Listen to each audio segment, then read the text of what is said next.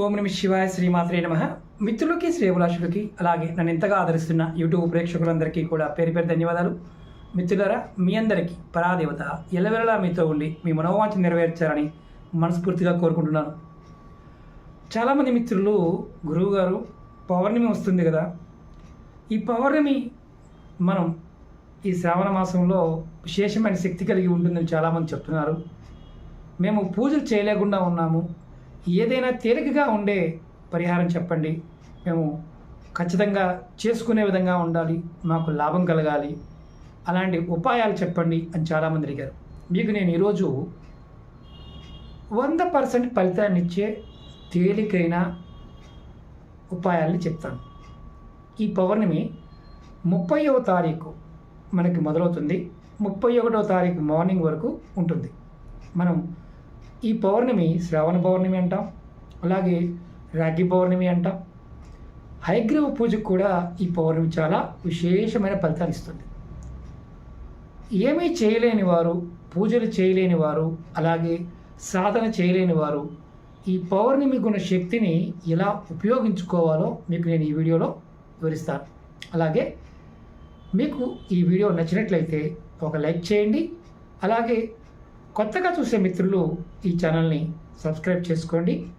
అలాగే 10 మంది మిత్రులకి షేర్ చేయండి. మీరు ఈ ఉపాయాన్ని ఈ పౌర్ణమికే కాదు, ప్రతి పౌర్ణమికి కూడా చేయవచ్చు.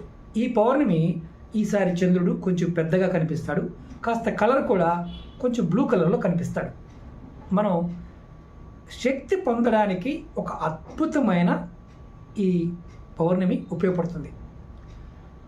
లక్ష్మీ సాధన కోసం, అలాగే ఆరోగ్యం కోసం, వృత్తి ఉద్యోగాల్లో అభివృద్ధి కోసం, చదువుకునే పిల్లలు చదువు అభివృద్ధి కోసం, వ్యాపారం చేసేవారు వ్యాపార అభివృద్ధి కోసం కూడా ఈ పౌర్ణమిని ఉపయోగించుకోవచ్చు. అంతకుముందు చాలా వీడియోల్లో నేను పౌర్ణమికి స్నానం గురించి చెప్పాను, దేవతా వస్తువులకి శక్తి ఎలా పెంచుకోవాలో చెప్పాను. అలాగే ఈ పౌర్ణమికి మీకు తేలికగా చాలా శక్తిని ఎలా పొందాలో చెప్తాను. మీకు 10 ఉపాయాలు చెప్తాను. ఈ 10 ఉపాయాల్లో మీరు ఏదైనా సరే ప్రయత్నపూర్వకంగా ప్రయత్నించండి. ఈ వీడియో కొంచెం లెంతీగానే ఉంటుంది, అది కూడా గుర్తుంచుకోండి. మొట్టమొదటిది, మీరు అంటే 30వ తారీఖు రోజు ఈ ఉపాయాన్ని ప్రతి పౌర్ణమికి చేయవచ్చు, కానీ ఈ 30వ తారీఖు రోజు మీరు సాయంత్రం 9:30 తర్వాత మీరు ఈ ఉపాయాలని ప్రయత్నించేయండి. మీరు సాయంత్రం సమయంలో చక్కగా స్నానం చేసి, మీరు అంటే సాయంత్రం 6:30 తర్వాత స్నానం చేయండి.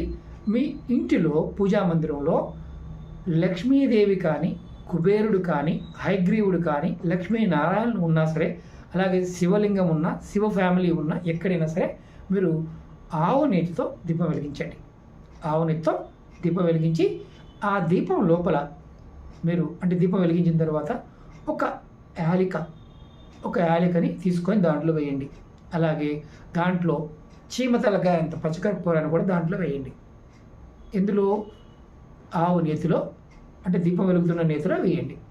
తర్వాత మీరు మనస్ఫూర్తిగా లక్ష్మీ నామాన్ని కానీ, లక్ష్మీనారాయణల స్తోత్రాన్ని కానీ మీరు జపం చేయండి. అంటే నాకు ఎన్ని రావండి గురువుగారు అనుకుంటే ఓం మహాలక్ష్మి నమః అనుకోండి, లేదా బీజమంత్రమైన ఓం క్లీం నమః అనుకోండి. ఇది మొదటి ఉపాయం. దీనివల్ల మీకు అద్భుతమైన లక్ష్మీ యోగం కలుగుతుంది. ఇది మీరు ఎప్పుడు చేసినా సరే ప్రతి పౌర్ణమికి చేయడం వల్ల లక్ష్మీ యోగం కలుగుతుంది. రెండవది, రాత్రి 9:30 తర్వాత మీరు మీ దగ్గర ఏదైనా దేవతా వస్తువులు అంటే నెమలికలు కానీ, దక్షిణావర్త శంకు కానీ, అలాగే యంత్రాలు కానీ, హతజోడి కానీ, అలాగే ఇంద్రజాల్ కానీ, దక్షిణావర్త శంకు ఏ శంకు ఉన్నా పర్వాలేదు, ఆ శంకు కానీ మీరు వీటిని చంద్రుడికున్న కాంతిలో పెట్టండి. చంద్రకాంతిలో మీరు ఎక్కడైనా డాబాలో ఉన్నా, పైన ఉన్నా, ఇండివిజువల్గా ఉన్నా, బయటైనా సరే పెట్టి సూర్యోదయానికంటే ముందు ఇంట్లో పెట్టుకోవాలి. వాటిని సూర్యోదయం అయిన తర్వాత పెడితే మళ్ళీ శక్తి ఉండదు. అంటే సహజంగానే చంద్రుడి నుండి మీకు దివ్యమైన శక్తి ఆ పదార్థాల్లోకి వస్తుంది. ఇది రెండవది. మూడవది, మీరు ఒక గాజు బాటిల్ తీసుకోండి. ఈ గాజు బాటిల్ తీసుకొని దానిలో నీరు నింపండి, మంచి నీరు నింపండి. నింపి చంద్రుడు వెలుతురులో పెట్టండి. మరి అపార్ట్మెంట్లో ఉన్న వాళ్ళకి కుదరదు కదా అంటే, మీ కిటికీలో కనుక చంద్రకాంతి తగిలే విధంగా ఉంటే ఆ కిటికీలోనే పెట్టండి. పెట్టిన తర్వాత మీరు ఒక 2 నిమిషాలు 3 నిమిషాలు అంటే ఆ గాజు సీసాకి మూత పెట్టండి. మూత పెట్టి ఆ సీసా చేత్తో పట్టుకొని చంద్రుడి వైపు చూస్తూ మనసు ప్రశాంతంగా ఉంచుకొని మీరు ఆ నీటికి శక్తిని కావాలని చంద్రుడిని చూస్తూ కోరుకోండి. అంటే ఎలాంటి కోరికలు? ఆరోగ్యం కావాలి, ఐశ్వర్యం కావాలి, ఆస్తులు కావాలి, చదువు రావాలి, అలాగే చాలా ముఖ్యంగా ధనం కూడా కావాలి, మనసు బాగుండాలి, భార్యాభర్తల మధ్య గొడవలు తగ్గాలి. ఇలా మీరు ఏదైతే అనుకుంటారో ఎన్ని రకాల కోరికలున్నా అనుకోండి. అనుకొని మీరు ఆ నీటిని అక్కడ పెట్టండి. సూర్యోదయం అంటే ఉదయం 5:30 గంటే ముందు ఆ నీటిని తెచ్చి మీ పూజా మందిరంలో పెట్టుకోండి. పౌర్ణమికి ఆ నీటిని మీరు మామూలుగా ఎప్పుడైనా సరే, అంటే మీరు ఎప్పుడైనా ఇబ్బందికరమైన మానసిక స్థితి ఉన్నప్పుడు ఆ నీటిని మీరు కొద్దిగా తీసుకోవచ్చు. ఎక్కువ రోజులు నిలవ ఉండాలి అనుకుంటే ఫిల్టర్ వాటర్ పెట్టుకోండి, అంటే ఇబ్బంది లేదు. మరి ప్లాస్టిక్ బాటిల్లో పెట్టుకోవచ్చు అని అడుగుతారు. ప్లాస్టిక్ బాటిల్లో పెట్టమాకండి, గాజు సీసాలు మాత్రం పెట్టుకోండి. ఆ నీటిని మీరు దేవతా కార్యక్రమాలకు కూడా వాడుకోవచ్చు. అంటే ఇది కుంకుమ కలుపుకోవడానికి, పసుపు కలుపుకోవడానికి, శివుడికి అభిషేకం చేయడానికి ఆ 2వ రోజు వాడుకోవచ్చు. అలాగే ఈ ఉపాయం మీరు ఎవరైనా చేయవచ్చు. అందులో మరి మా మతం ఇది కాదు గురువుగారు, మరి మీరు చేయవచ్చా? ఏ మతమైనా సరే మీ మనసులో ఉన్న కోరికని మేనిఫెస్ట్ చేయవచ్చు.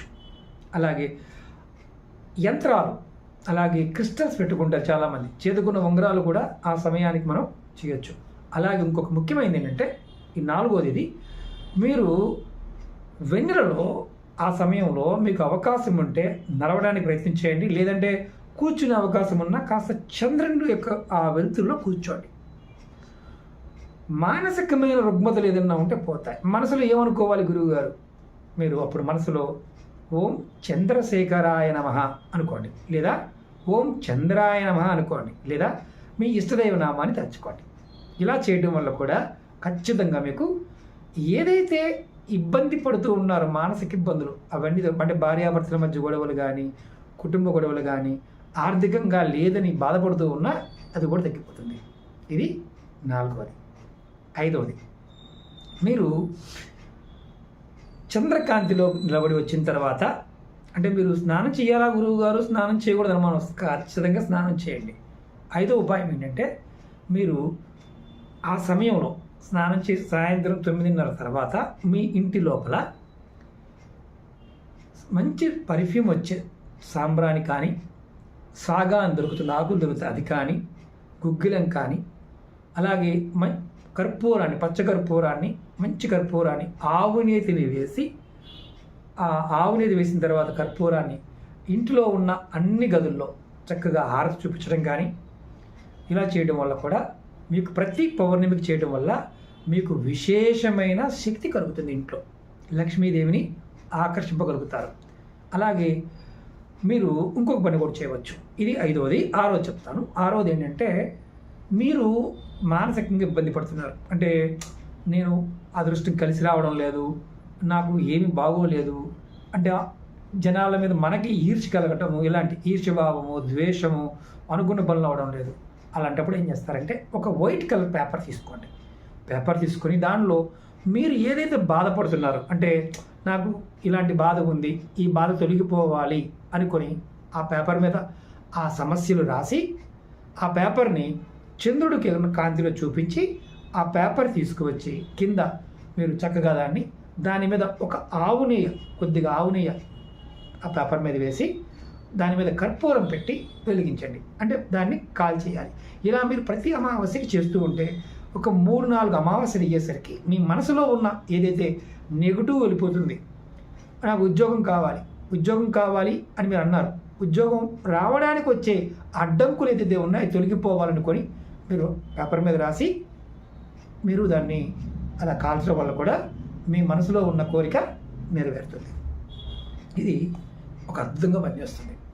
7వది చాలా చాలా ముఖ్యమైనది. ఎవరైనా సరే పౌర్ణమి సమయంలో మీ మీ దగ్గర అంటే ఎప్పుడు ఆనందంగాను లేదా ఇబ్బందికరంగా, కొంతమంది అప్పటికప్పుడు ఆనందంగా ఉంటారు, అప్పటికప్పుడు కొంతమంది ఇబ్బందిగా ఉంటారు. అలాంటి వారు రాత్రి 9:30 తర్వాత ఒక స్టీల్ గ్లాటాలో కానీ గ్లాసులో కానీ స్టీల్ దాంట్లో నీళ్ళు తీసుకోండి. నీళ్ళు తీసుకొని మీ ఎడం చేత్తో పట్టుకొని యాంటీ క్లాక్ వైజ్గా ఇలా తల చుట్టూ 7 సార్లు ఆ నీటిని తిప్పుకొని సింక్లో పోసేయండి. 2 నిమిషాల సేపు చంద్రకాంతిని చూడండి. చంద్రుని చూస్తూ మీరు ఓం నమ శివాయ అనే మంత్రాన్ని మనసులో అనుకోండి. ఇలా చేయడం వల్ల మీ మీద పనిచేస్తున్న గ్రహపీడలు కానీ, అలాగే గణాలలో ఉండేవి దేవతా గణాలు కానీ, భూత గణాల్లో ఉన్న ఏదైనా విపరీతమైన శక్తులు ఉంటే ఆ శక్తులు అనేవి ఆటోమేటిక్గా మీ మీద నుంచి వెళ్ళిపోతాయి. అది రాత్రి 9:30 తర్వాత చేయాలి. అంటే 30వ తారీఖు నాడు. ప్రతి పౌర్ణమి కూడా రాత్రి 9:30 తర్వాత చేసుకోవాలి. అంటే ఎందుకంటే ఈసారి 30వ తారీఖు నుంచి 31వ తారీఖు మార్నింగ్ వరకు ఉంది. ఈ సమయంలో మీరు రాఖీ పండుగకి 30వ తారీఖున రాఖీ చేసుకోవచ్చు. అలాగే మనం ఈ ఉపాయాలు కూడా చేయవచ్చు. 31 నైట్ మాత్రం చేయకూడదు. ఇది గుర్తుంచుకోండి. అలాగే 8వది చెప్తాను. రాఖీ పౌర్ణమి వచ్చింది. ఆ రోజు మనం రాఖీ పౌర్ణమి చేసుకుంటాం కదా. రాఖీ పౌర్ణమి రోజు నాడు మీరు ఖచ్చితంగా అంటే మీరు ఆ పౌర్ణమి సమయంలో ఆ తిథిలో మీరు మీ ఇష్ట దైవానికి చక్కగా ఆవు పాలతో పాయసం, అన్న పాయసం చేసి చంద్రుడికి అలా చూపించి మీరు ఆ పాయసాన్ని కుటుంబ సభ్యులందరూ కూడా తీసుకోండి. దానివల్ల ఆ చంద్రుల్లో ఉన్న శక్తి వల్ల మీకు దీర్ఘ అనారోగ్య సమస్యలు ఉంటే తొలగిపోతాయి. అలాగే విద్యార్థుల కోసం 9వది చెప్తాను. విద్యార్థులు ఎవరైతే ఉన్నారో వాళ్ళు విద్య మీద, చదువు మీద కాస్త ఇంట్రెస్ట్ తక్కువగా ఉన్నా, చదువుకోవాలనిపించకపోయినా అలా బాధపడేవారు హయగ్రీవ స్తోత్రాన్ని, హయగ్రీవ మంత్రాన్ని పౌర్ణమి వెన్నెల్లో ఒక 5 నిమిషాలు కూర్చొని తర్వాత రాత్రి సమయంలో అది చేయండి. దానివల్ల మీకు ప్రతి పౌర్ణమికి చేస్తూ ఉంటే అద్భుతమైన ఫలితం కలుగుతుంది. 10వది చాలా ముఖ్యమైనది కూడాను. మీరు ఏమీ చేయలేమండి గురువుగారు అనేవారు ఎవరైనా సరే, అంటే మంచంలో ఉన్నాం గురువుగారు మేము చేసుకోలేమనేవారు ఎవరైనా కుటుంబ సభ్యులు నీటిని ఒక గాజు బౌల్లోనో వెండి దాంట్లోనో తీసుకొని చంద్రుడికి చూపించి ఆ నీటిని మీరు 1 గంట 2 గంటలు అలా చంద్రకాంతిలో ఉంచి తర్వాత ఎవరైతే దీర్ఘ అనారోగ్య సమస్యలతో బాధపడుతున్నారో, మానసికమైన అనారోగ్య సమస్యలతో బాధపడుతున్నారో వాళ్ళ దగ్గర తీసుకొచ్చి వాళ్ళ చేతిలో పెట్టి నాకు ఉన్న రుగ్మతలన్నీ తొలగిపోవాలి, మనసుకు సంబంధించిన ఇబ్బందులు, నెగిటివ్ ఉన్న ఇబ్బందులన్నీ తొలగిపోవాలని ఆ నీటిని తీసుకున్నా సరే మీకు అద్భుతమైన ఫలితం కలుగుతుంది. ఇవి 100% నమ్మకంతో చేస్తే 100% ఫలితాన్ని ఇస్తాయి. అలాగే గురువుగారు మరి ఇది ప్రతి పౌర్ణమికి చేయవచ్చా? చేయవచ్చు. అంతకుముందు వీడియోలో ఉన్న దేవతా వస్తువులు అంటే గోమతి చక్రాలు,